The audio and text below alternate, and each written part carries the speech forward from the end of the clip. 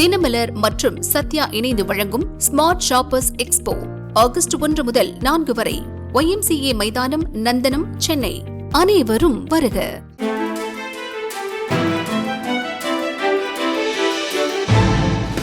தட்டை, சீடை, முறுக்கு, ரிப்பன் பகோடா, அதிரசம், என்ன வேணாலும் செய்யுங்க. ஒரே ஒரு 5 லிட்டர் இதய மந்த்ரா கடல் எண்ணெய் பேக் ஒரு மாசம் முழுசுக்கும் அத்தனை சமையல முடிச்சு விடலாம். இதய மந்த்ரா. திருப்பூர் மாவட்டம் அவினாசி கைகாட்டி புதூரைச் சேர்ந்த ரிதன்யாவுக்கும் அதே பகுதியைச் சேர்ந்த கவின்குமாருக்கும் கடந்த ஏப்ரல் 11ஆம் தேதி திருமணம் தடபுடலாக நடந்தது. பல கனவுகளுடன் புகுந்த வீட்டுக்கு சென்ற ரிதன்யாவுக்கு அதிர்ச்சி காத்திருந்தது. வரதட்சணை கேட்டு கணவன், மாமனார், மாமியார் தினம் கொடுமைப்படுத்தியதால் மனமுடைந்த ரிதன்யா ஜூன் 28ஆம் தேதி காருக்குள்ளே விஷம் குடித்து தற்கொலை செய்து கொண்டார். தற்கொலை செய்வதற்கு முன் ரிதன்யா போட்ட ஆடியோ மெசேஜ் தமிழகத்தில் பெரும் அதிர்ச்சி அலையை உண்டு பண்ணியது. போலீஸோ வேற யாராச்சும் வந்து ஏதாவது சொன்னா நீங்க யாருக்காக தலைக்குழிய வேண்டாம்.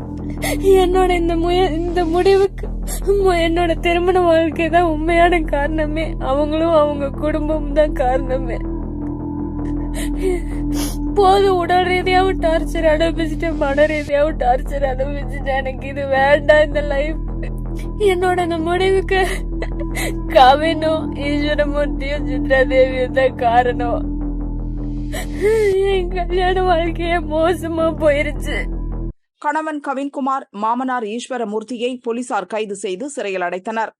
மாமியார் சித்ரா தேவியை கைது செய்யவில்லை. அவரது உடல் நலன் கருதி பைண்டிங் ஆர்டர் முறையில் போலீஸ் டிஎஸ்பி சிவக்குமார் வீட்டுக்கு அனுப்பி வைத்தார். கவின்குமார் தாத்தா மாவட்ட காங்கிரஸ் தலைவர் என்பதால் அரசியல் அழுத்தம் வருகிறது. ஒருதலை பட்சமாக போலீசார் நடக்கின்றனர் என ரிதன்யாவின் பெற்றோர் அண்ணாதுரையும் ஜெயசுதாவும் எடப்பாடி பழனிசாமியை சந்தித்து மனு அளிக்கும் அளவுக்கு நிலைமை போனது. அதைத் தொடர்ந்து மாமியார் சித்ரா தேவியும் கைது செய்யப்பட்டு சிறையில் அடைக்கப்பட்டார்.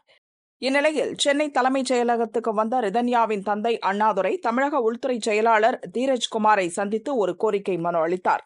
சந்தேக மரணம் என்ற பிரிவில் மட்டுமே 3 பேரையும் கைது செய்துள்ளனர். ரிதன்யா ஆடியோ மெசேஜ் அடிப்படையில் பெண்கள் வன்கொடுமை, பாலியல் துன்புறுத்தல் உள்ளிட்ட கடுமையான பிரிவுகளின் கீழ் வழக்கு பதிவு செய்ய வேண்டும். ஒருதலை பட்சமாக நடக்கும் விசாரணை அதிகாரி டிஎஸ்பி சிவக்குமாரை மாற்ற வேண்டும் என மனு அளித்ததாக அண்ணாதுரை கூறினார்.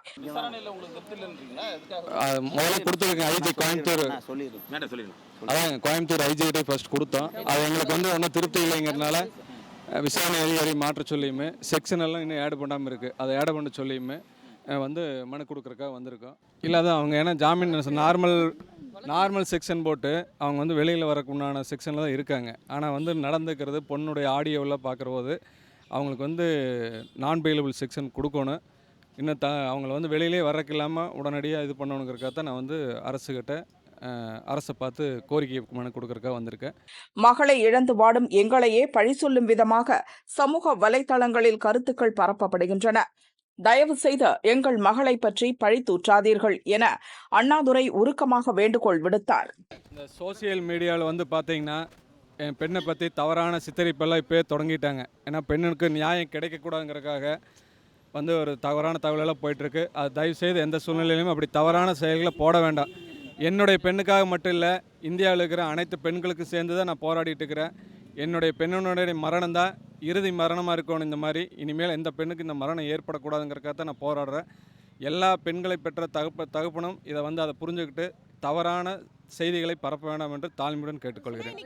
ரிதன்யா என்பவர் வரதட்சணை கொடுமையாலும் வன்கொடுமையாலும் திட்டமிட்டு பாலியல் சீண்டலில் ஈடுபட்டு அவரை தற்கொலைக்கு தூண்டியிருக்கிறார்கள்.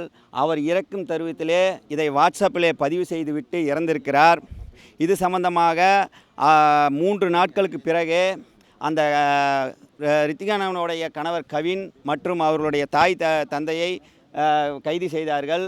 அதற்கு பிறகு அவர்கள் திருப்பூர் கோர்ட்டிலே இந்த வழக்கு சம்பந்தமாக ஜாமீன் கேட்டபோது ரித்திகானுடைய அப்பா அவர்கள் அண்ணாதுரை அவர்கள் எதிர்ப்பு தெரிவித்ததால் அவர்களுக்கு ஜாமீன் வழங்கவில்லை. மீண்டும் சென்னை ஹைகோர்ட்டிலே அவர்களுக்கு இன்று ஜாமீன் வருகின்றது. இதுவரைக்கும் அந்த காவல் நிலையத்திலே ஒரே ஒரு செக்ஷனில் மட்டும் சந்தேக மரணம் மட்டும் பதிவு செய்திருக்கிறார்கள்.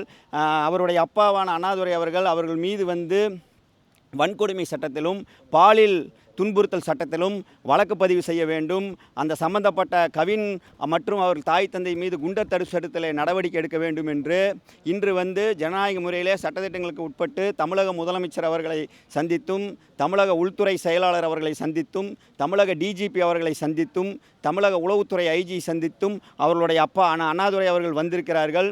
இப்போது நாங்கள் முதலமைச்சர் தனிப்பிரிவிலே மனு கொடுத்திருக்கின்றோம். தயவு கூர்ந்து சிறப்பாக மக்களுக்காக ஆட்சி செய்து வந்து கொண்டிருக்கும் தமிழக முதலமைச்சர் அவர்கள் எங்களுடைய பெண் அவர்களுக்கு நியாயம் வழங்க வேண்டும். எங்களுடைய பெண்ணை சித்திரவாதை செய்து வரதட்சணை கொடுமைப்படுத்தியவர்கள் மீது குண்டர் தடுப்பு சட்டத்தில் நடவடிக்கை எடுக்க வேண்டும். எங்களுடைய மகளுக்கு நடந்தது போல இனி தமிழ்நாட்டில் எந்த ஒரு பெண்ணுக்கும் நடக்கக்கூடாது என்ற ஒரே நோக்கத்தால் மட்டும்தான் அவருடைய தகப்பனார் அண்ணாதுரை அவர்கள் தொடர்ந்து போராடி வருகிறார். தயவு செய்து பத்திரிகையாளர்கள் மூலியமாகவும் உளவுத்துறை மூலியமாகவும் இந்த செய்தி தமிழக முதலமைச்சருக்கு செல்ல வேண்டும். தமிழக முதலமைச்சர் மீது எங்களுக்கு 100% முழு நம்பிக்கை இருக்கின்றது. எங்களுடைய பெண்ணுடைய தாய் தந்தையினரை தமிழக முதலமைச்சர் அவர்கள் சந்தித்து பேசுவதற்கு நேரமும் ஒதுக்கி தர வேண்டும் என்று பத்திரிகையாளர் வாயிலாக தாழ்மையோடு கேட்டுக்கொள்கின்றோம். இதை எங்கள் பெண்ணுக்கு மட்டுமில்ல, தமிழ்நாட்டில் எந்த ஒரு பெண்ணுக்கும் இப்படி ஒரு கொடுமை நடக்கக்கூடாது. 300 பவுன் நகை போட்டு 72 லட்ச ரூபாய் காரை வாங்கி கொடுத்து 2 கோடி ரூபா செலவு பண்ணி கல்யாணம் நடத்தி கொடுத்து ஒரு பெண் தான் சாகிறப்போ வாக்குமூலம் கொடுத்துருக்குறாங்க வாட்ஸ்அப்பில். அந்த வாக்குமூலம் தமிழ்நாடு ஃபுல்லாக பரவி இருக்குது. அப்படி இருந்தும் ஒரே ஒரு செக்ஷனில் பதிவு பண்ணி இருக்கிறது மிகப்பெரிய ஒரு வேதனையாக இருக்கிறது. கண்டிப்பாக தமிழக முதலமைச்சர் மீது எங்களுக்கு 100% நம்பிக்கை இருக்கின்றது. எங்களுக்கு குழந்தைகளுக்கு இதில் நியாயம் வழங்குவார் என்று நாங்கள் நம்புகிறோம்.